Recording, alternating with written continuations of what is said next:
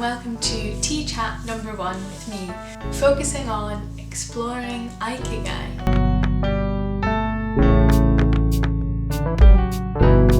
It's a really cool concept that I've been learning about recently and something that I wanted to share.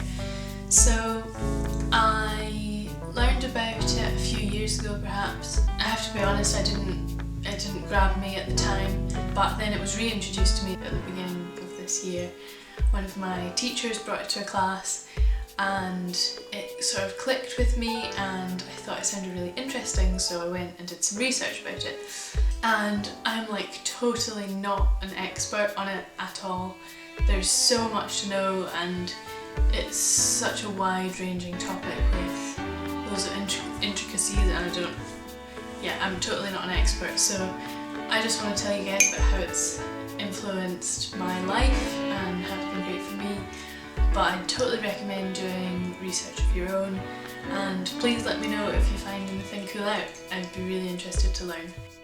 So the word Ikigai means a reason for being, and I've often heard it described as a reason to jump out of bed in the morning, and it refers to having a sense of direction or a sense of purpose in your life. In order to find your Ikigai, you need to consider 4 things. What are you good at? What does the world need? What do you love? And what can you be paid for? And the Japanese say that if you consider these 4 things and you follow them, you will find your happiest path in life. So I think one of the reasons that it resonated with me so much when it was talked about at school was that I often feel scared about not being fulfilled, not feeling like I'm achieving my potential, whatever that means. And this was a model that I can implement in my life, and it kind of gives me some sort of peace of mind and helps me to relax and trust that it'll be okay.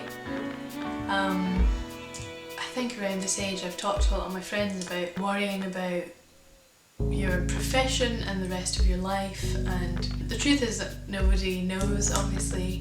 You can't know, and this has definitely put my mind at rest, and yeah, I hope that it can help other people as well. I started reading this really cool book called Ikigai, The Japanese Secret to a Long and Happy Life, I think is the title. I'll put it like here or here, put it somewhere. You should definitely check it out. It talks about 10 rules that you can follow to implement this principle in your life, and they've been really helpful to me because when I first learned about it, it seemed sort of a little vague, like, follow these 4 principles and you'll be fine. And I was like, how do I do that? That seems very simplistic, and it's great that those 4 areas are definitely something that you can think about in day-to-day life, but in terms of actually implementing it in everything that you do, I felt like I needed a little bit more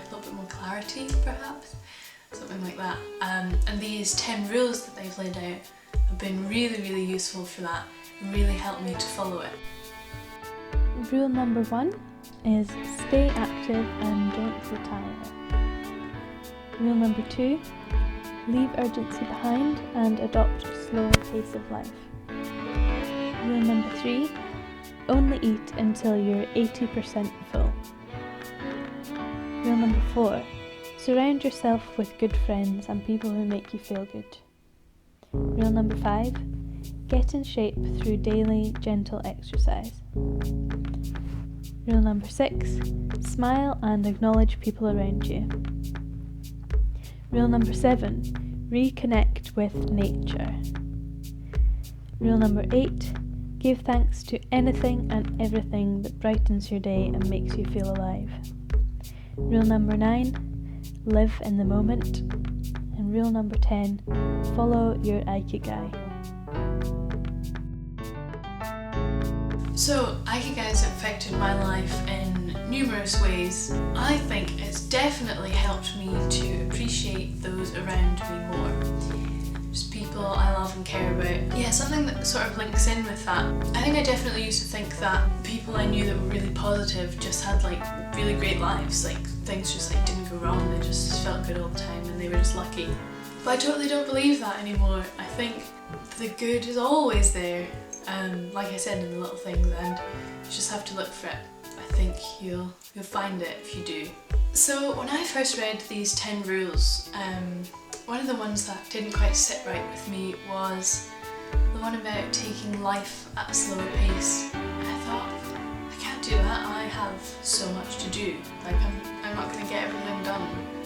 But actually the opposite is true. I feel I get so much more done now that I take life at a slower pace, because I feel calmer, and when I try and do things when I'm practicing or I'm doing work or learning a language or just doing anything really, because my brain is calmer and there's less stress, there's less things I'm trying to juggle, I feel I can really commit to the thing that I'm doing and do it really well. And often it takes less time because my brain is solely focused on the thing that I'm doing and I'm not thinking about 100 other things, and that actually links in with living in the moment, I think, because the focus that you can apply to something when your brain feels calmer really helps you to live in what you're doing. Yeah, it's so easy, and I'm so guilty of it, of doing something and your mind is a million miles away, you're not focused on what you're doing, and as a result I don't think you appreciate it as much. For me anyway, I don't enjoy it as much, and I definitely don't feel as happy and as connected to what I'm doing. So I believe that I have found my Ikigai in music. It makes me feel so alive. So let me know what yours is. I would love for even one other person to find as much joy in this as I have. That would be really brilliant to know. So if it works for you, please let me know. Thank you so much for watching, and I'll see you soon.